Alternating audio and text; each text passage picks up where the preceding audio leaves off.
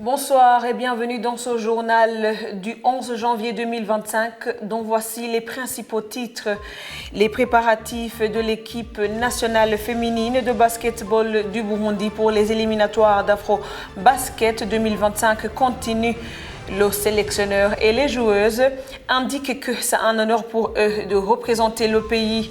Et comme invité du journal, nous aurons jeune entrepreneur Lionel Kugimana.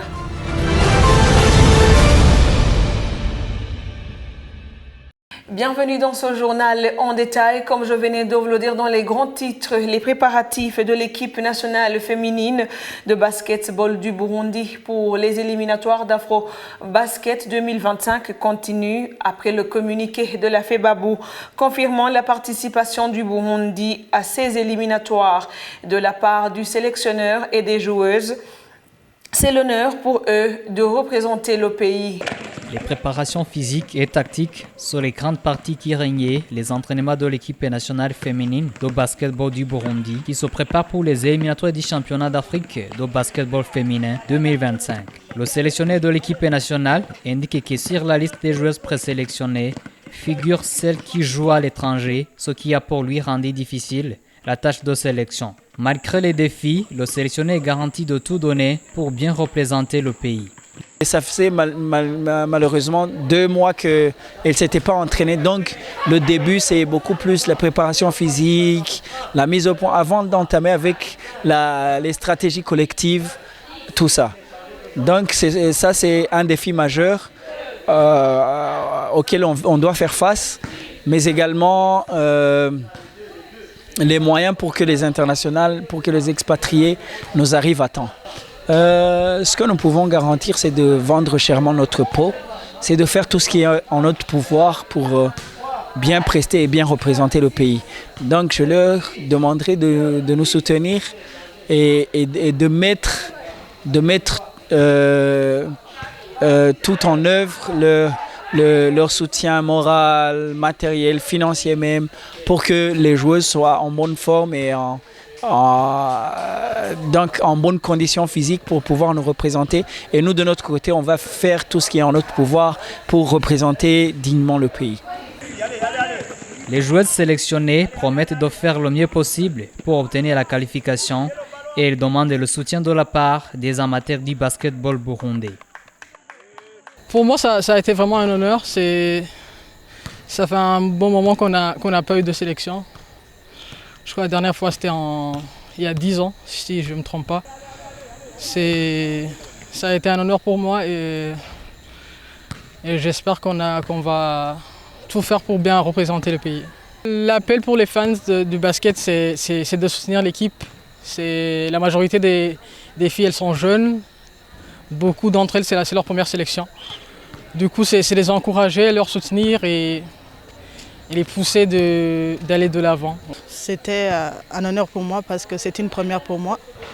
Depuis que j'ai joué au basketball, c'est la toute première fois que je vois l'équipe nationale et que j'en fais partie. On a besoin de l'effort, de travailler, surtout le physique.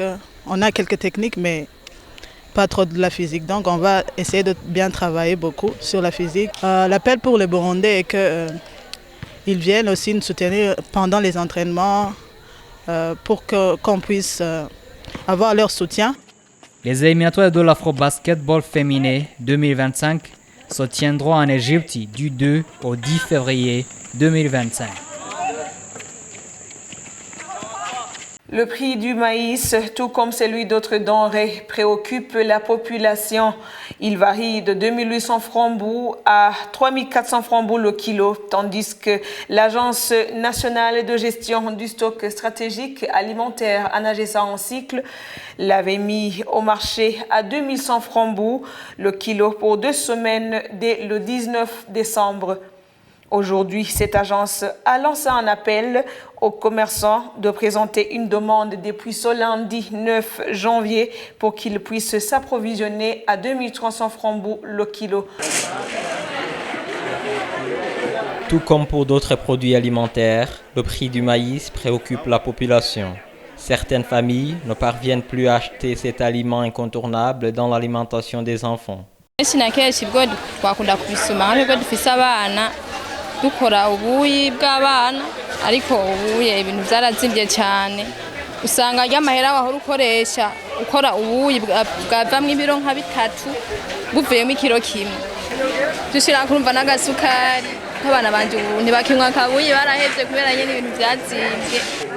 Cependant, les commerçants trouvent qu'il y a un léger mieux par rapport au mois passé.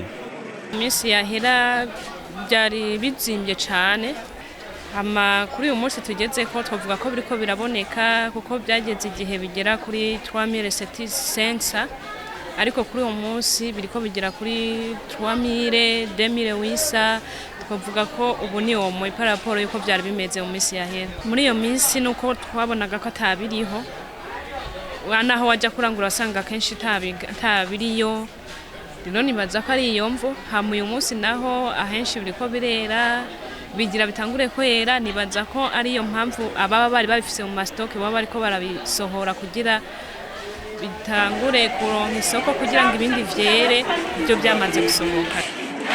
Ils disent que le prix du maïs va diminuer davantage. Rimwe iyi minsi rumeze neza kubera ubu byakorotse ibirangura 32 tukabidandaza 38 33 cyangwa ku bihumbi 4 36 n'indwi byagabanutse bishika ku gihumbi 5 ariko undi ntibirera bizobandanya bimanuka. Les acheteurs trouvent pourtant que le prix est trop élevé. Igiciro cy'ibigori kirazimvye kurusha uko vyahora kuko ubikiro turiko tukigura ibihumbi 3 urumva yuko by'ukuri bigeze kure cyane. Byahora kuri twarabiguze na 1800 canke biraduga bishika no kuri 2 biraduga no kuri 2.5 ariko urumva ko bigeze kure cyane. Au moment où l'Agence nationale de gestion du stock stratégique alimentaire ANAGESA avait mis au marché le maïs à 2100 francs le kilo pour 2 semaines dès le 19 décembre, la population demande d'être largement informée sur les activités de cette agence. Muri make nk'abantu tudakunda kumenya amakuru novuga nti ico kigo ngira ni bake bazi aho gikorera abeshi twitura abanyene bo mu isoko ko bari tumenyereye abasigaye ico kigo ntituramenya aho gikorera. Dusaba nimba bishoboka ku by'ukuri ko twomenya ibyo bigaho bikorera kuko tumaze kugura ibintu bizimvye urumva n'imiryango ntiyoroherwa. À partir de la semaine prochaine, ce 9 janvier, les commerçants pourront écrire à l'ANAGESA s'ils veulent s'approvisionner en maïs à 2300 francs le kilo. Le directeur général de cette agence nous a fait savoir que la population sera aussi servie, mais au même prix que celui des commerçants. Lors de l'émission publique tenue le 27 décembre 2024, le président de la République du Burundi, Evariste Ndayishimiye, a donné le délai de 15 jours, le ministre ayant le commerce dans ses attributions, pour fixer les prix des produits. Nous avons voulu savoir les opinions des Burundais sur ce sujet. Suivez-le. Muncamake ivyo tubyakira neza. Byaba byiza cyane nk'uko nyene babivuga abategetsi bikaja mu ngiro bakabikurikirana kuri uwo muntu wese adashobora gukurikiza ibiriko biravugwa ngo abishire mu ngiro. Ubwa mbere na mbere hoho igituma nka twebwe tudashobora kugira icizere kuko nimba umudandaza ariko aradandaza abadandariza mu gihugu kandi nawe adandaza yisunze uko yaranguye. Petetre hariho n'amakora agenda aratanga kandi nayo aragaruka kinjira muri leta. Yangingo twayakiriye neza mu bijanye n'ibintu by'ibiribwa ibintu byo kudandaza abona biragoye. Bera ahantu bigoreye ibintu byo kuyungu ibintu byo kunguruza ibitandazwa usanga ariko biragora kubera ibintu byerekanye n'ibintu byibura cyo gitoro. Shingi ikintu mbona umengo hamonetse nk'igitoro akaboneka ibintu bishobora kunguruza ibitandazwa. Ndumva yuko umengo iyo ngingo yoba ari yo ndibaza ko yoca itumbera neze kaja mu ngiro. Ku bintu bijanye n'ibifungurwa twebwe banyarusari barimo baduhohotera mugabo baca bitwaza ati iyo babikura bizimvye nabo bace batuzimba mugabo mukuru w'igihugu avuze ati ibintu ni manure nk'ikiro cy'inyama kubonane na nkweri cyari kigeze ku 35,000 mugabo mbere yari yashinze itegeko ati ikiro kizogugwa 10,000 13 canga 10,000 mugabo baradugize bigereye ku 35,000 iyo ibitoro byari bihari bikisesa abidandaza biba biza birakoroka bigashika kwihangiro nyamukuru nk'iyo perezida ariko ararondera icizere uko byoshaka kubanuka birashika esasi ibonetse ibitoro bibonetse kandi n'aba babidandaza bakareka kwikika mu cizi. Et avant de clore ce journal, les Burundais se débrouillent pour joindre les deux bouts du mois sans tracer combien ils dépensent. Cette problématique est à l'origine d'une application nommée Diganya, créée par Lionel Kubgimana, dans le but de contribuer en termes d'éducation financière. Ce jeune auteur informaticien vivant en France s'est entretenu avec notre confrère Patrick Nyonguru. Suivez-le.